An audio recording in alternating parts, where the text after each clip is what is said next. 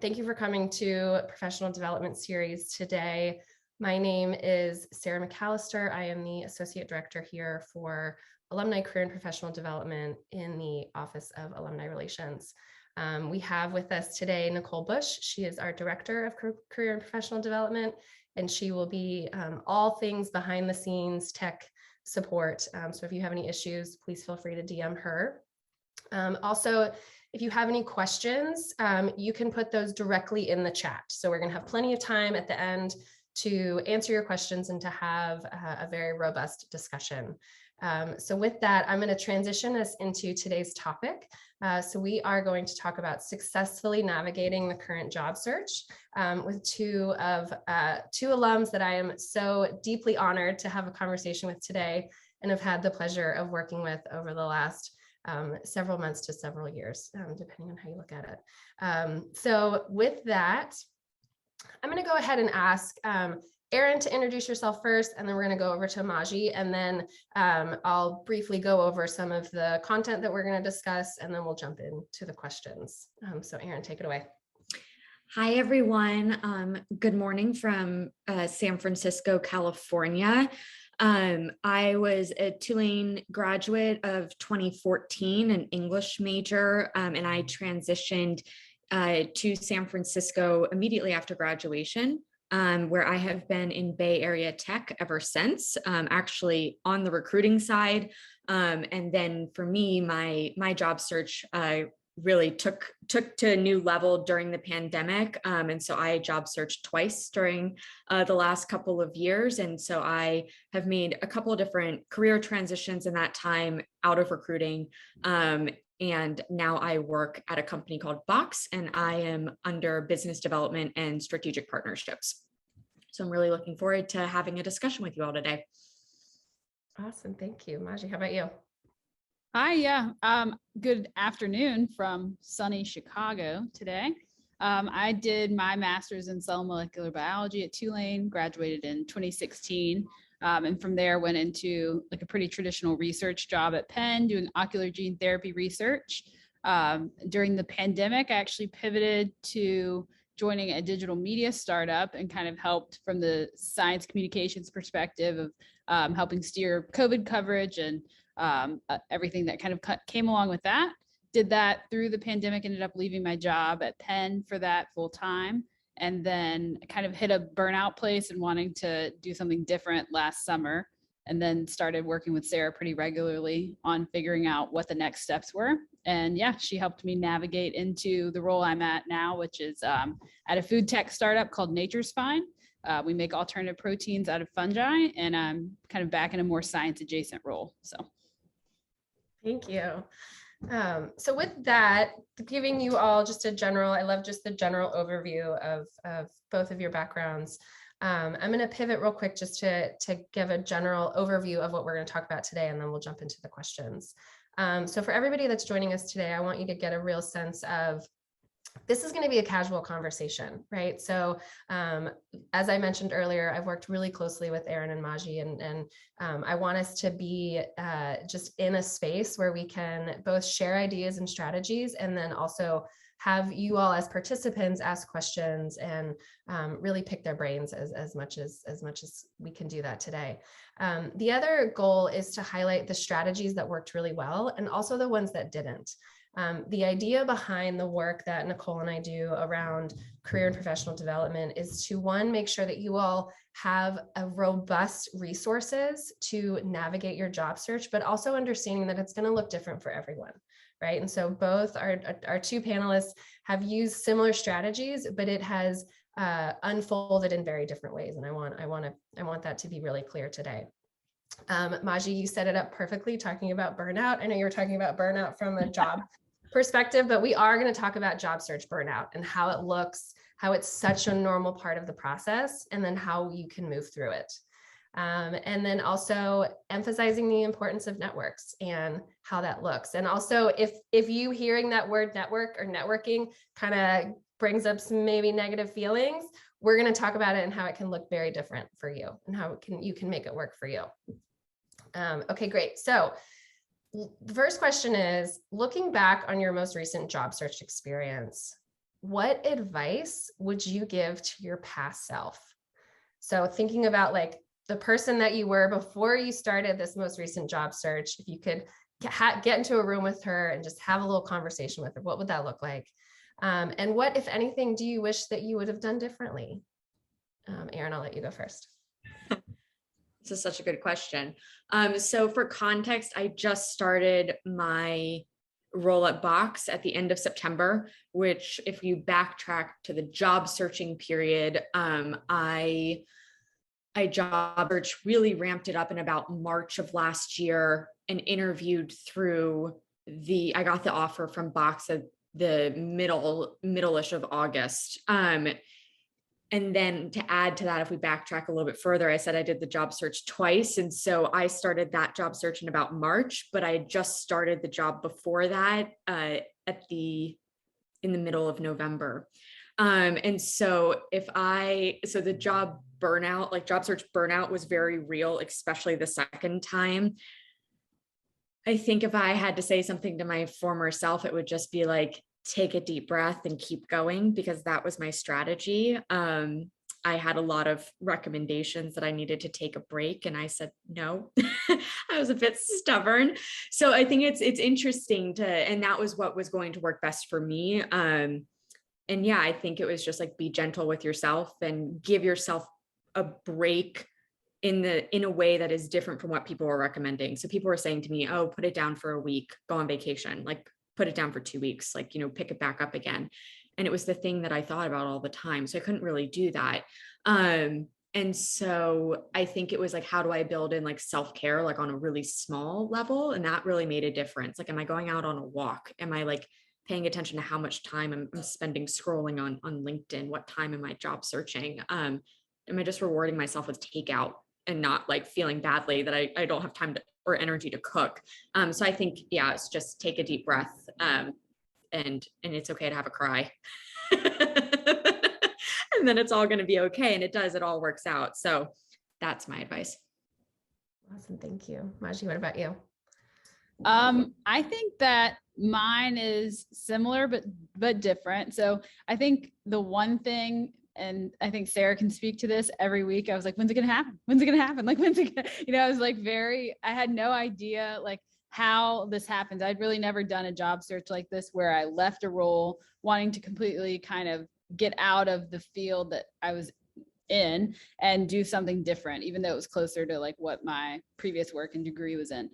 And so I think for that, it was really just a lot of like, I wish I would have trusted the process a little bit more. Like, I'm sure everyone here, I feel like we all have resources. We're all like intelligent. We're all going to be okay. And I don't know that this would have comforted me whenever I was in it, but like, just knowing that like, you're going to end up in something and it's going to be a good thing. It just like requires a little bit of patience. I think that combined with, I did take a break between, and I did kind of travel and do those things. And I don't think that I would have been able to go into the job search with like as clear of a head if I hadn't just kind of stepped away from everything for me for a couple of months and just kind of, spaced out. And then once I started, I think the hardest thing to grasp for me was like understanding just how, like everything else, this really does just come down to personal preference. I mean, there are people, even though it feels like you're just like sending things out into a void, a lot of times there are people on the other end, and they all have different preferences. A lot of alumni I talk to would say, do your resume this way. And then I would talk to other alumni and they're like, oh no, like a functional resume is like the way to go. And so like, you just have to really try different things, like be willing to be flexible and agile and just kind of try to go with your gut and what makes most sense in that situation. And just kind of be willing to diversify. Oh my gosh, that's great. And I thank you both just for kind of that honesty and insight. And I'm actually going to throw a question that we haven't prepped for because of something that you said. It's not a crazy one. But thinking about, the kind of logistical strategies that you used around, you brought up resume, right?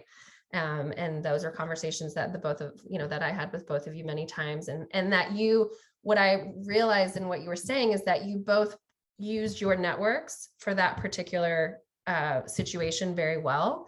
And how, just kind of talk through, like, how did you, in a little bit more kind of granular tone, how did you walk through your resume? Like, what were some of the strategies that you used to craft it in the way that you felt good about, right? Like, what was some of that advice, aside from what you already mentioned, Maji, of you know, like kind of giving advice to the participants today? Like, I guess go a little bit deeper is a better question.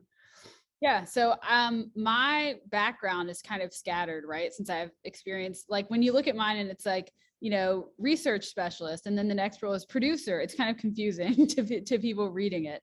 And so I felt like a functional resume was a better fit to kind of pull all of my experiences together in a more cohesive manner. And Sarah helped me she was like, okay, if you're going to, you know, because I was also applying for like kind of a range of roles. And she was like, for the business development ones, let's craft one resume that kind of pulls out characteristics that, you know, that sort of play more to that hand. And then I'd had like a loose version for that, and then had a loose version for sort of more research specific roles. And then I can't remember even like what the sort of third category of things was, but I had resumes that were like kind of formats that could easily be tailored to specific roles.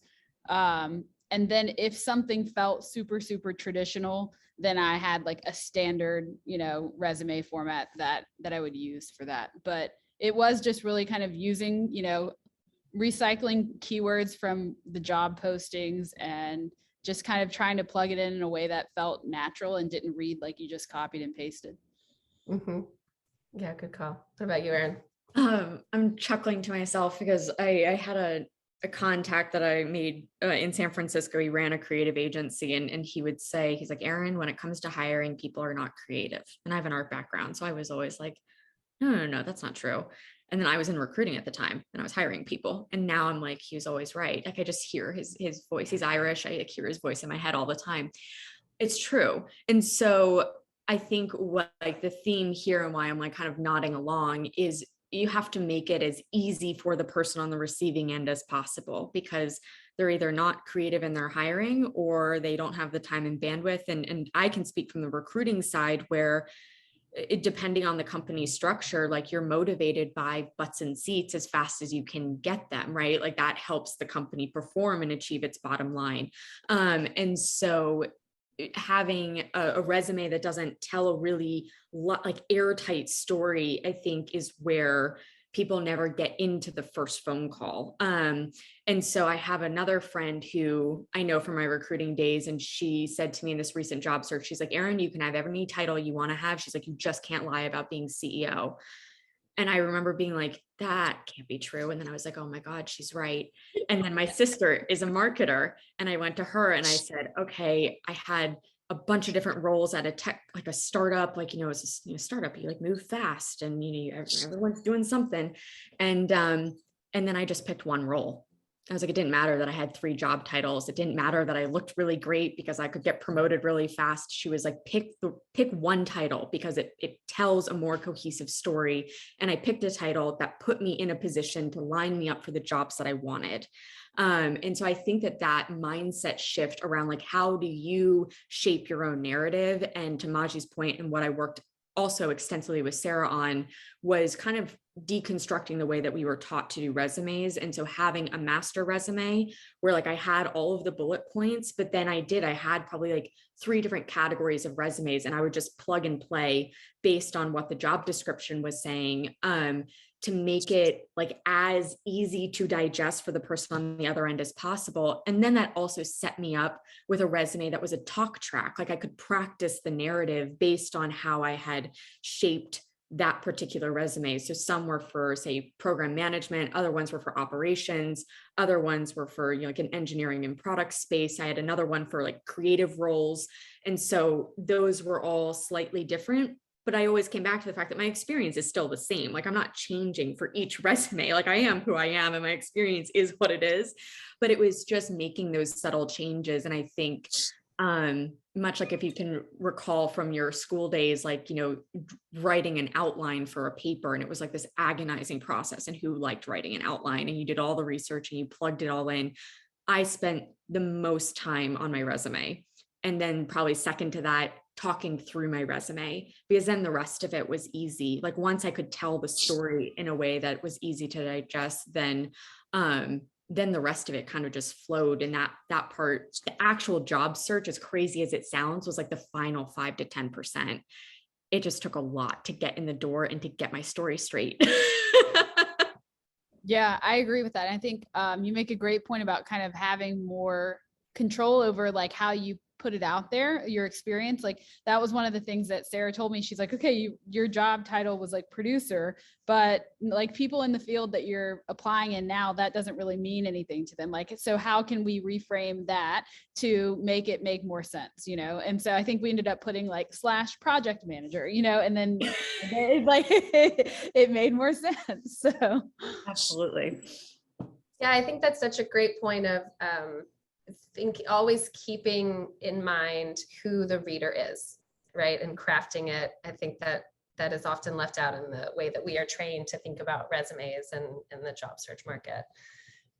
You both talked a lot about using your network. And so I do want to pivot to, just walk us through how you utilized your network, whether inside or outside of Tulane, the Tulane community.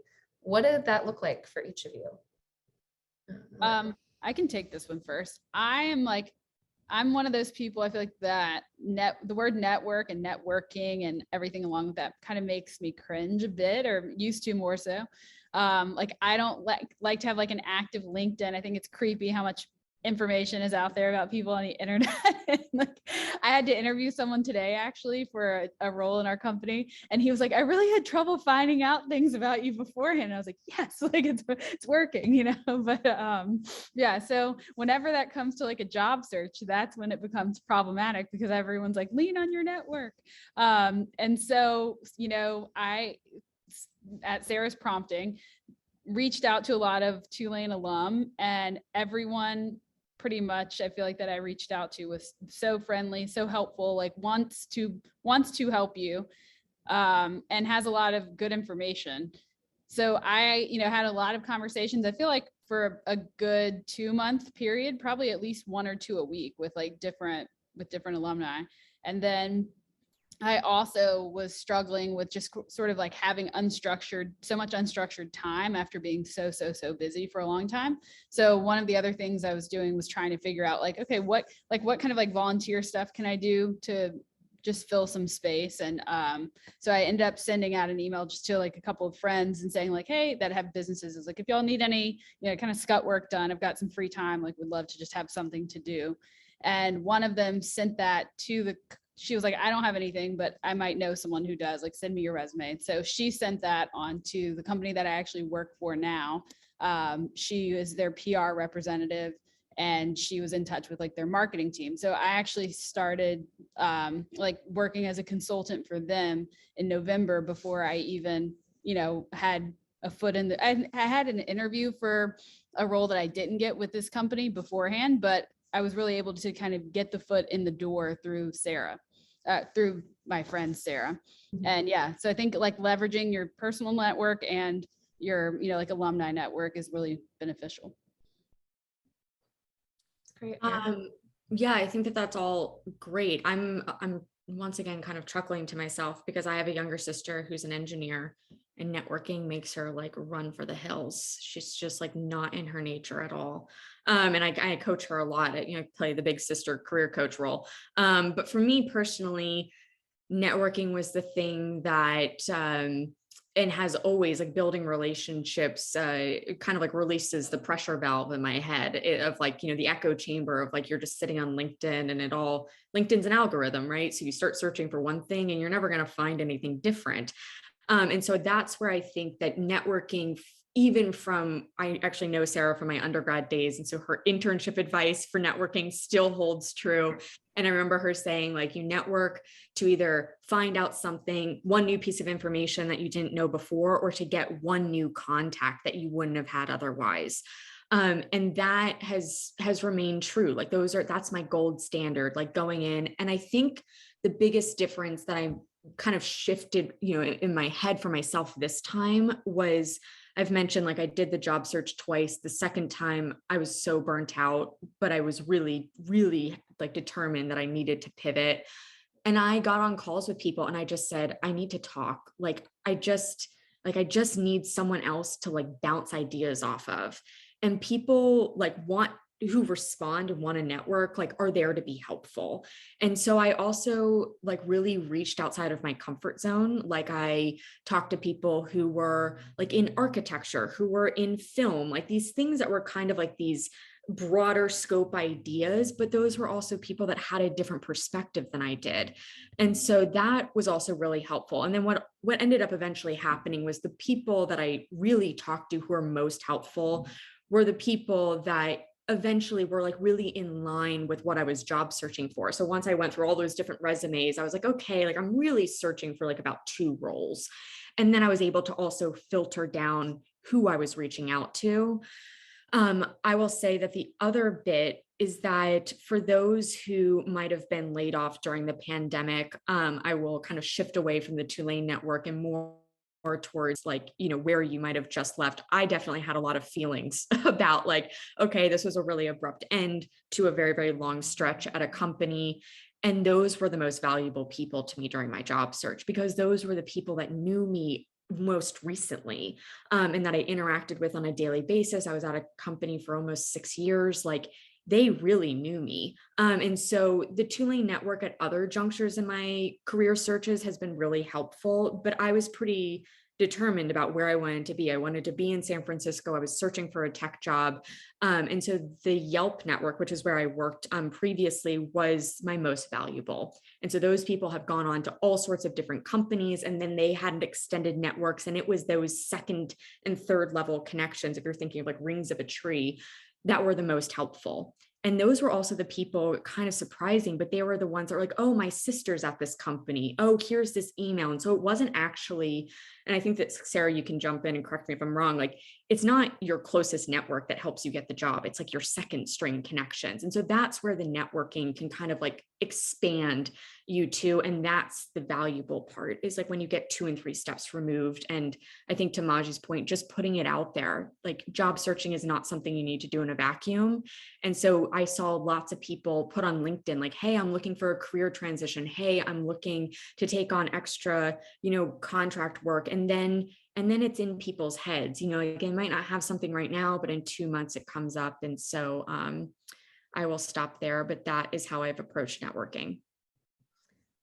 And again, I'll echo kind of based on what I said previously about your last answers, is I just so appreciate how, you're both coming at it from your own authentic perspectives, and kind of wanted to reiterate something that you both said is really part of the process that's so important, is understanding how you work best through this journey and leaning into that piece, right? Because Maji, when we first started working together, if I was like, you have to network like a business person networks, like I probably would have never heard from you again, right?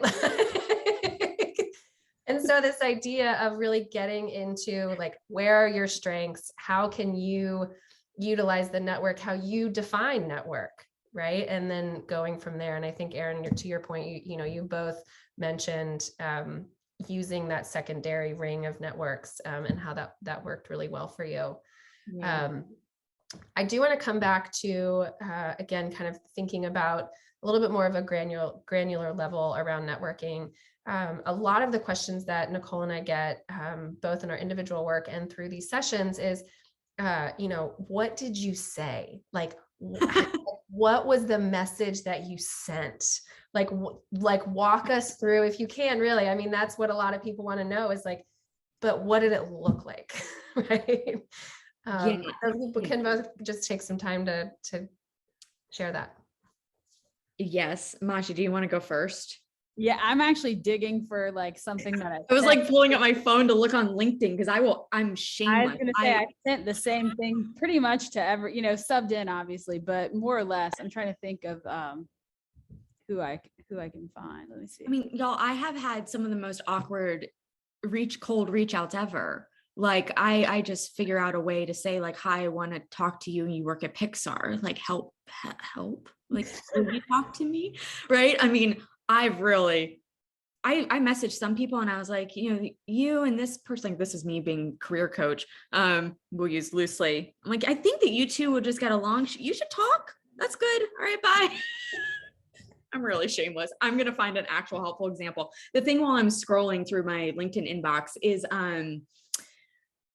when it comes to the Tulane network, the thing that I found is like, it's your return on investment, right? It's like, it's part of the value of being a Tulane alum, and Tulane is really unique. I have siblings who've gone to other wonderful schools, and sometimes they say that they went to Tulane, or they'll just say, oh, my sister went to Tulane if it's a Tulane alum, because they always get a response. Tulane alums always respond. They're always helpful. It's amazing. It's magic. It's wonderful.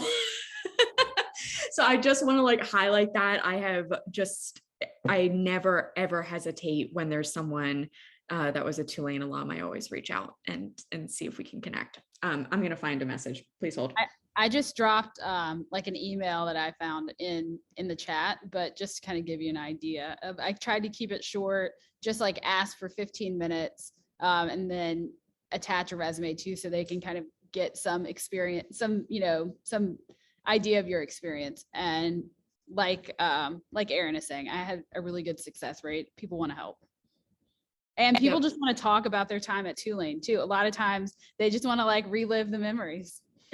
I have one. So this is my older sister's friend from college. I think that they were they were on the same dorm floor, God, back in 2005, 2008. I reach out. I say, hey, Michael, Erin here, Shayna, my sister, younger sister. I hope all is well. I wanted to reach out as I'm really interested in the work being done at X company.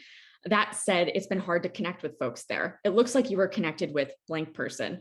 Is there any chance you know her well enough where you could help me make an intro? So this is like someone in Michael's network. Here's her profile, insert the link. It's a long shot, but I figured it's worth a try. Thanks in advance for your help. And I like your profile tagline. It made me chuckle. Erin. That's great. That they're both like, it's both great, right? Like, yeah. And I got the connection. I ended up interviewing. There you go. That's awesome.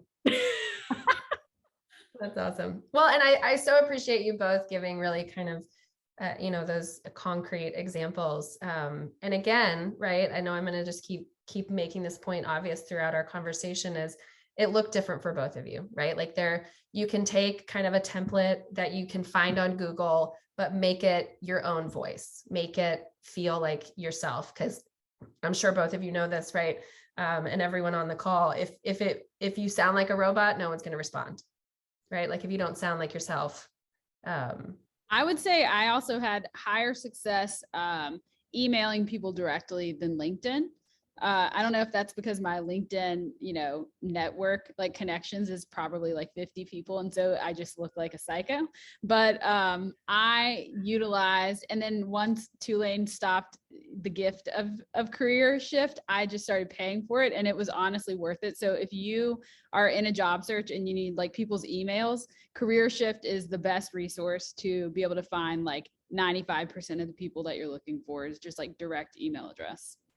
And that's how I found a lot of these people.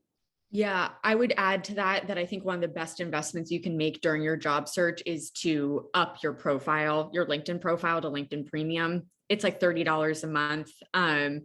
You get a free month, and then you can use it, especially for cold outbound. But doing what I did, where like I knew this guy, Michael, and I wanted him to connect me to someone else, gets you around like the limitations on the premium version. And then fun tip, if you go in and cancel your membership, then LinkedIn wants to be like, yo, here, please give us money. And so then they'll be like, cool, we'll extend this if you want to just pay us $6.99 a month. And then you're like, yeah, sure. And then you can get 6 months. And as Sarah will tell you, the job search takes 3 to 6 months. And so there you go. So that's how I approach that. Emails are also super helpful, but I had a lot of success on LinkedIn. Once again, I'm on a different side of that LinkedIn spectrum where I have hundreds of connections. I worked in recruiting. I do try to keep the amount of information on my LinkedIn profile fairly limited, but I'm not at Maji's level, and I deeply respect that. It's impressive. Absolutely. So we actually just got a question about if you could expand on what does LinkedIn Premium help you with? Yes. Okay. LinkedIn Premium is going to give you the ability, they do it in the form of like credits. And so it gives you a number, I think it's 10 credits a month. And so that's where you can reach out to people that you have no connection to whatsoever. You can send them a direct message. And those I've found to be like somewhat helpful, like a little touch and go. But if they don't respond to you within a certain number of days, you get the credit back. And so you can kind of like keep pumping them out. So if you're really trying to tap into like a new geolocation, a network of people, like a new industry, like things where you really feel like you don't have a foothold, that's where I think it can be really helpful just to give it a try. Try it for the 30 days, see what your success rate is like. I also really appreciate that LinkedIn Premium allows you to see who's viewed your profile. So when I was job searching, it was like my little ego boost of like, okay, but like I reached out to this person and now I can see that they've looked at me. And so there's like a human on the other side. And then I can like track. And then like there are people on my interview panel that would like come and look at my profile several times. And I was like, okay, they're doing their homework. Like they're getting ready. Now I'm getting ready. I'll see you on Zoom. So yeah, that was all really helpful.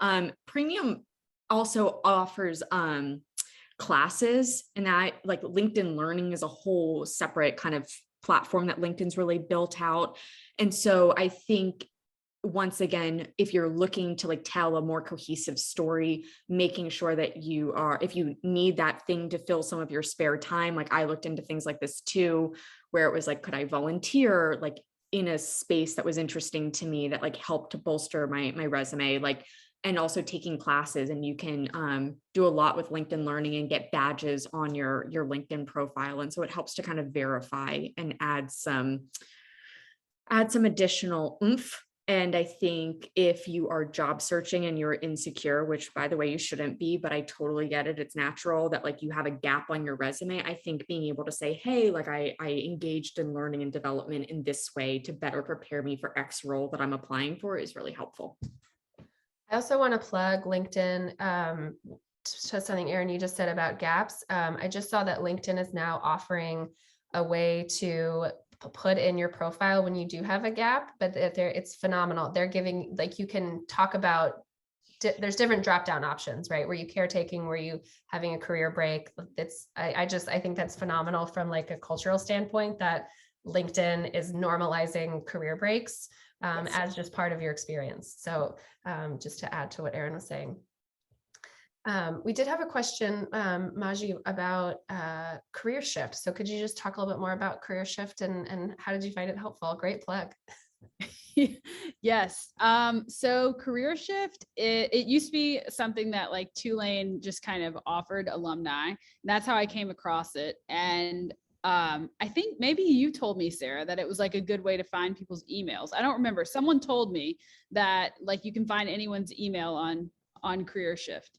And so I did that, and then it lasted a good while. And then once that gravy train ended, I just started paying for it like through the duration of my job search. It was also very helpful in my role as a like producer at News Not Noise, because we were constantly wanting to interview people. So I think that's maybe how I was originally familiar with it. I realized during that like I could find anyone's email, and that benefited me endlessly, just in terms of reaching out to people to see if we could interview them. And then for the job search, it was equally beneficial.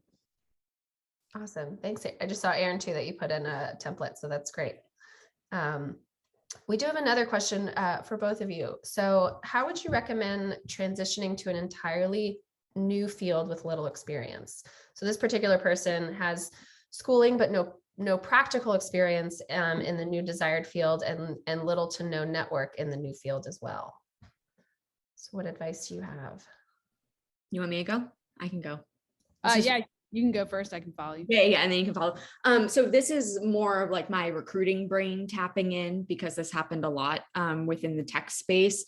I would say that the best thing that you can do is to do the cold outbound, which I know is like it's just the least comfortable thing. Like I'm pretty like extroverted when it comes to networking, and cold outbound is hard. I would encourage you to do that because a couple of people, like 2 or 3 good people that are in that industry are just going to be invaluable to you. And especially like, can you look over like my resume? Just give me a once over. Like I usually do like a once over for folks when I am on the receiving end of things like this. The other thing is projects.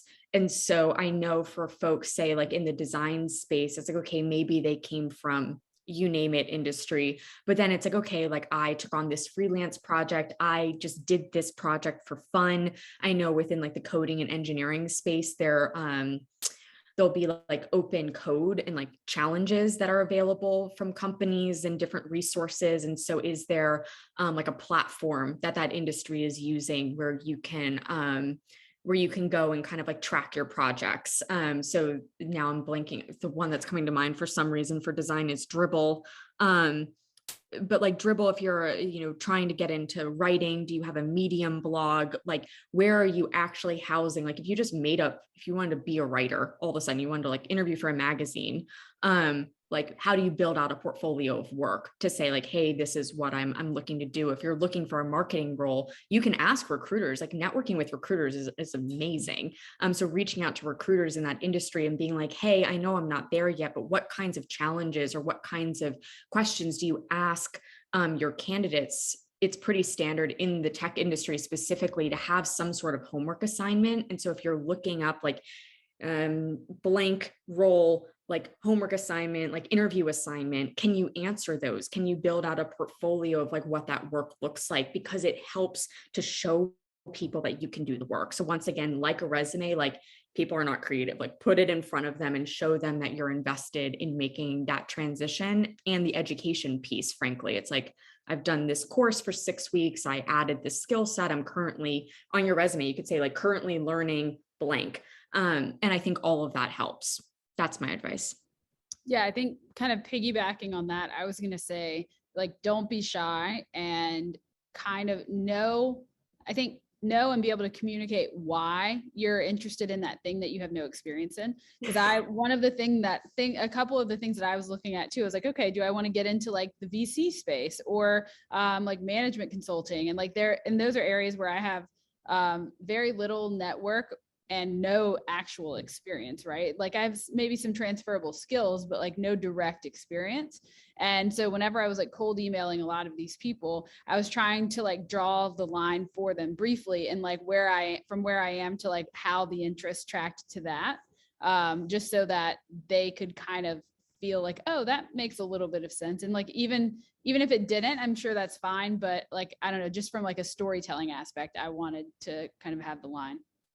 Yeah, no, this is like, now you're like inspiring my next comment. There's something, it's my sister's boyfriend who also job searched during the pandemic. It's a club. Don't worry if you're in it, welcome. And he called it a bullet cover letter. And basically it's a T-chart. And what you do is you like write a small little paragraph and you say, hi, this is my experience. I am interested in transitioning into this because, once again, like give the people, like fill it in for people. And then the T chart is where your skills are, and then where the job description is like asking for specific things. And so then you just draw this connection of like 1-to-1, like these are all my transferable skills. And that's not only helpful when you're applying for the jobs, and he got a lot of really good feedback for using this model.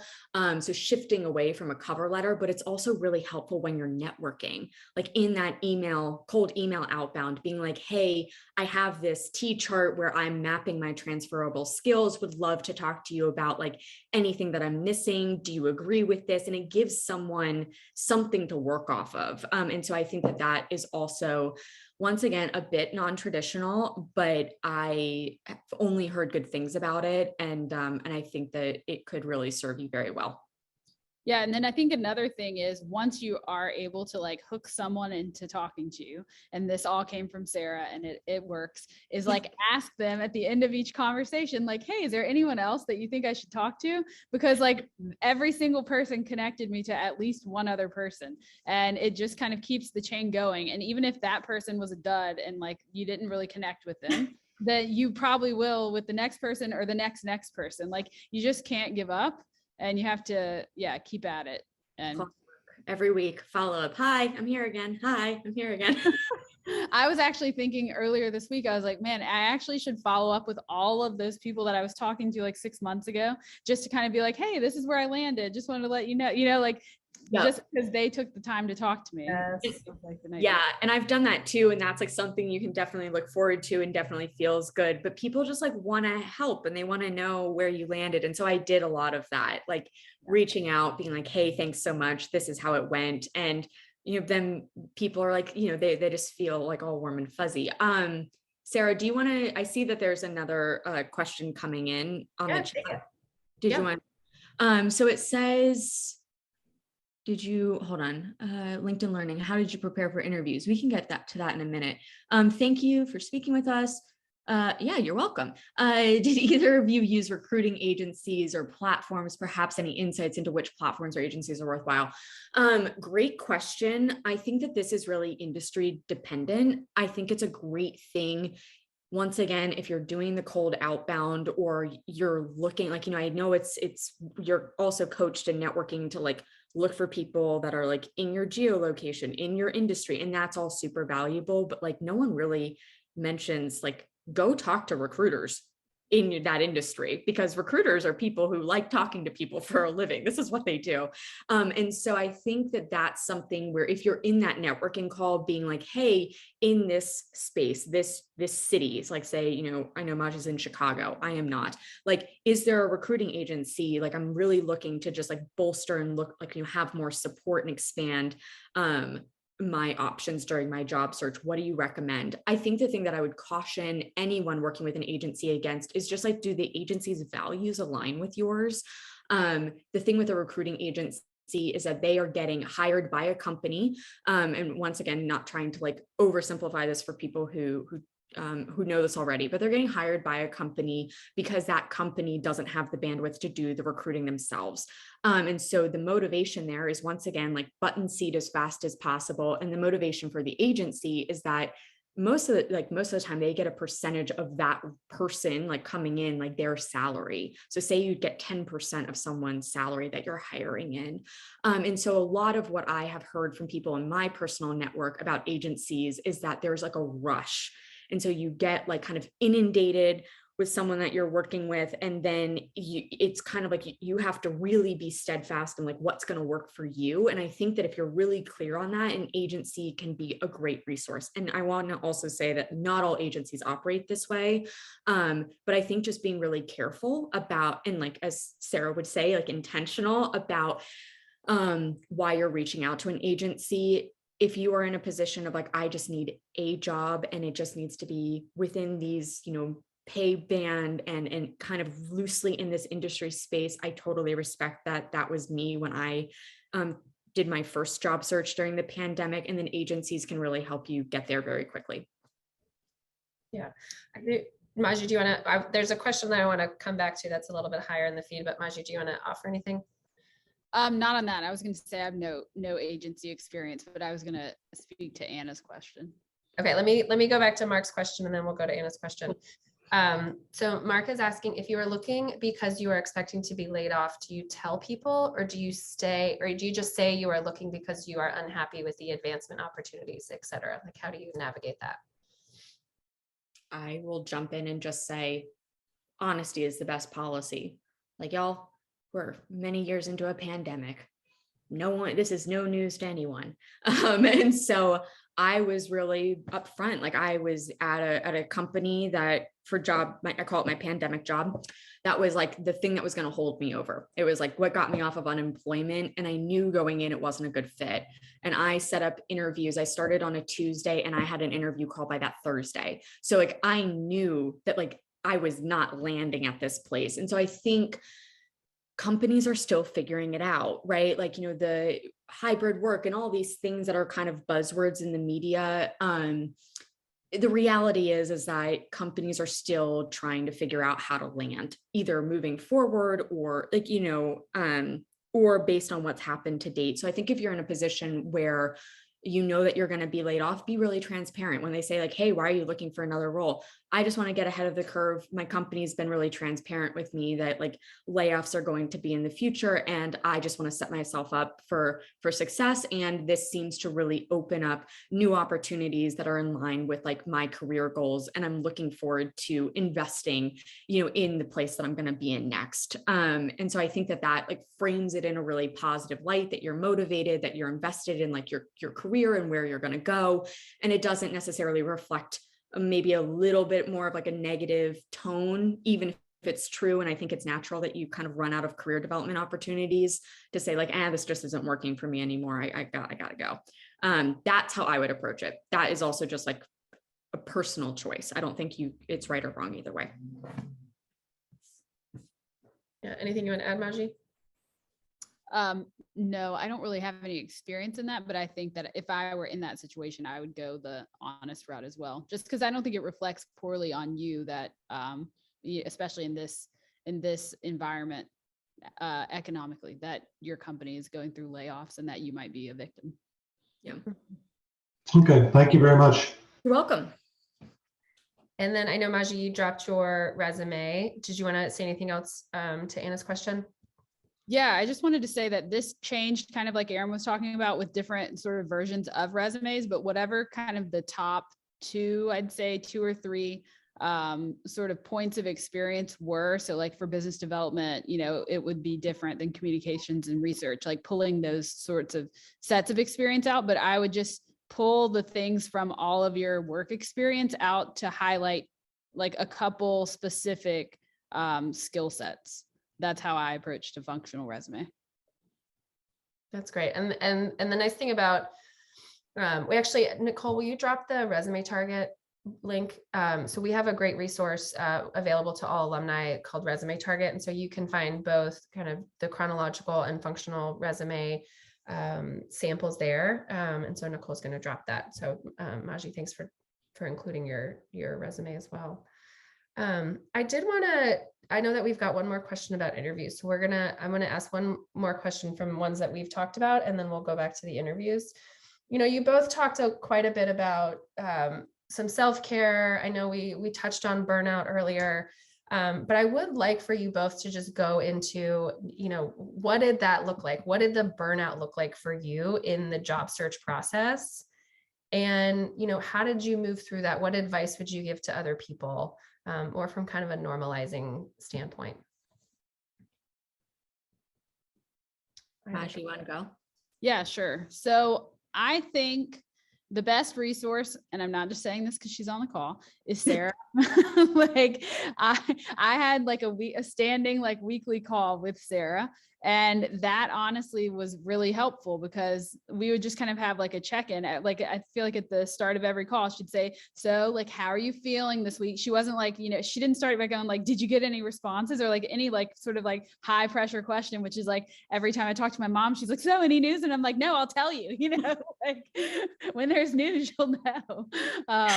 So yeah, I think just like having someone that you can have like just sort of open conversations and check-ins with is really helpful. And also not putting a whole bunch of pressure. I know everyone's situations are different. I wasn't in a situation where I had to move at like a rapid fire pace.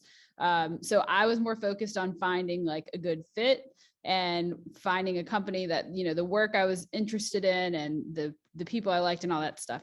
And so I think kind of really having clarity on your why, like why you want to be in a role at a company or like even in a city. Like I think as Sarah mentioned, Erin wanted to be in San Francisco. I was less geographically restricted, which kind of honestly was its own challenge because there are so many options when you're not restricted.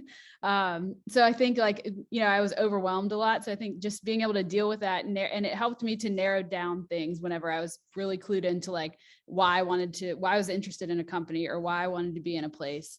Yeah. And then just kind of giving yourself space to have the bad days when you have them. Yeah. I think that in terms of have the bad days when you have them, it's a process, right? And I know that when you're in it, it seems like time just has this magical ability to stand still. You're like, this is never going to end. I'm going to do this forever. This is my life now. and I'm saying this like in jest, but I know from the last 2 years where I job searched for almost 2 years straight, it's exhausting. It's a lot. And so to Sarah's point about like, what does the burnout look like? For me, I'm a very like emotionally driven person. And so I knew that I was really reaching my limit because I would cry a lot. I was just like really frustrated and I was really tired.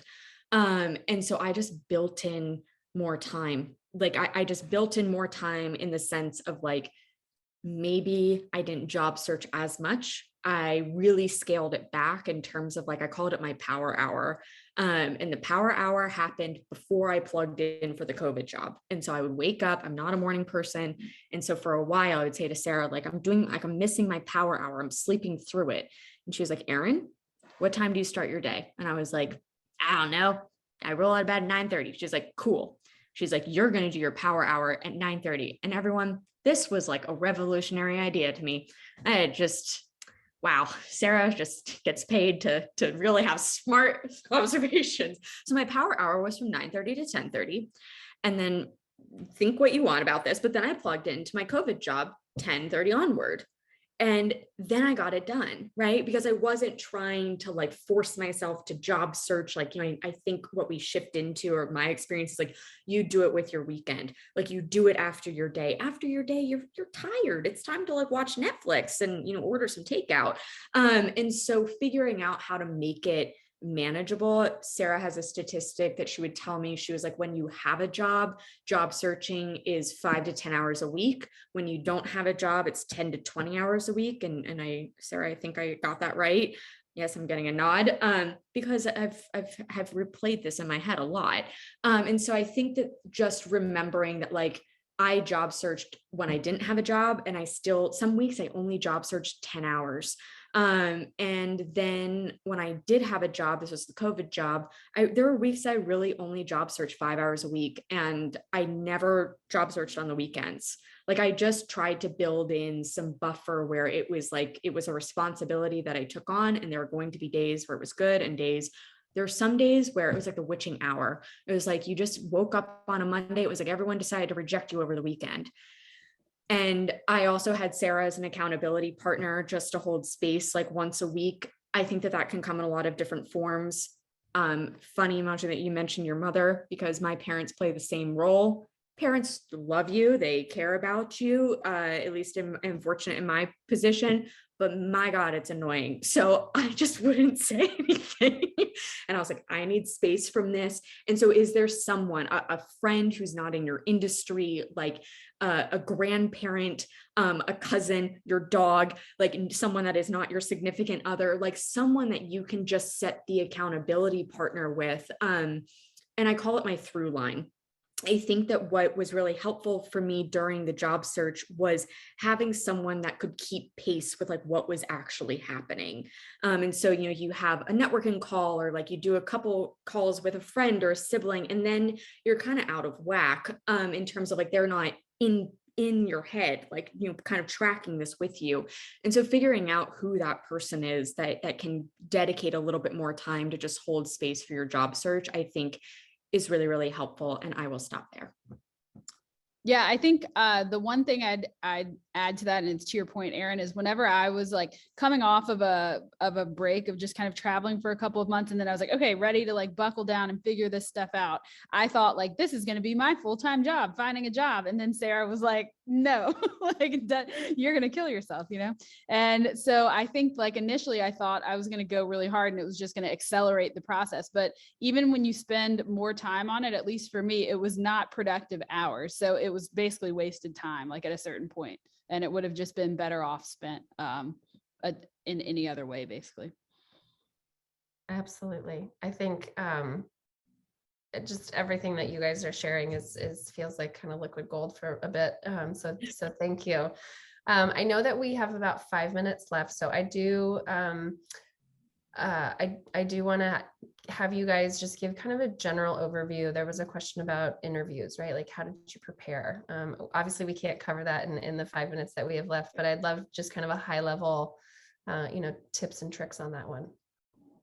Yeah, I think the most important thing is to do your research. I would try to find anything I could about the company, the tech that they use, sort of where they are in funding rounds, or, what do they have on the market? Like, what are their products? And then more specifically, who I was interviewing with, like whatever I could find online about them, and just having like really good questions lined up to ask people that always seemed to go well. And then I think the other thing is knowing how to like kind of own your narrative.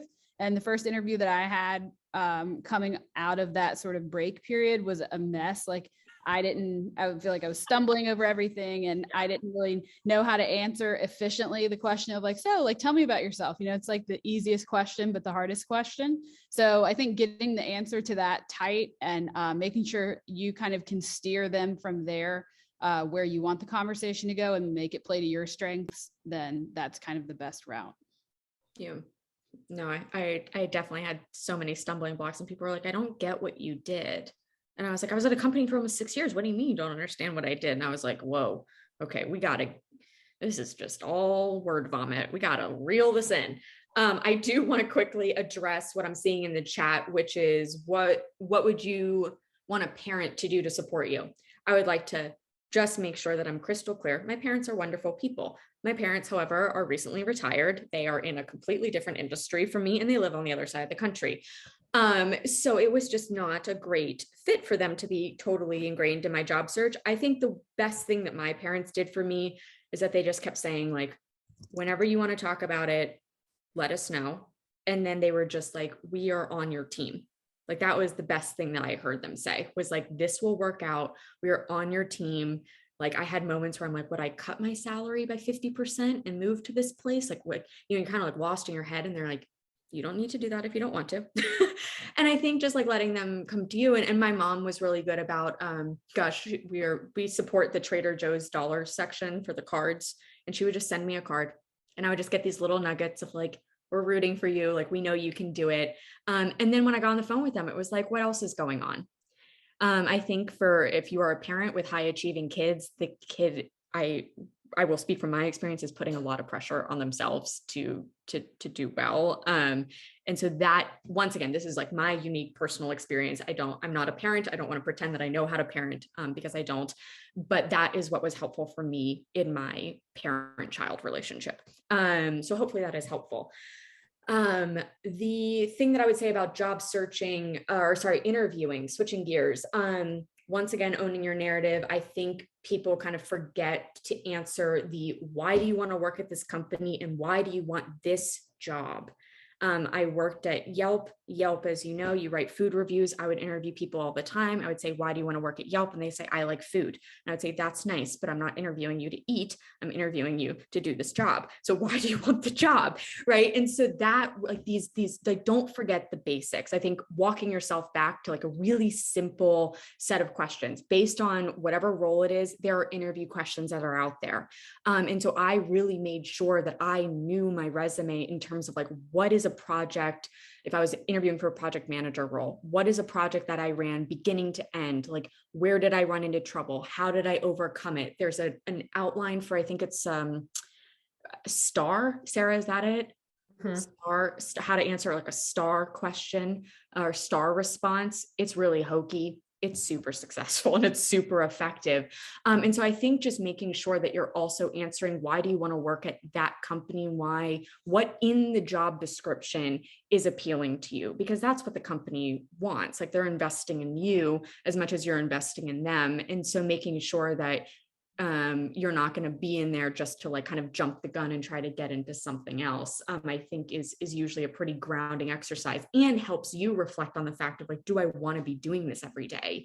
And I think that was helpful for me, because I was able to kind of answer like, actually, no, I really don't want to be doing this. And a big thing for tech that I will call out is company values. And so doing like a blog search, looking up the company values, being able to say like, hi, like, this company value really resonates with me. This is why.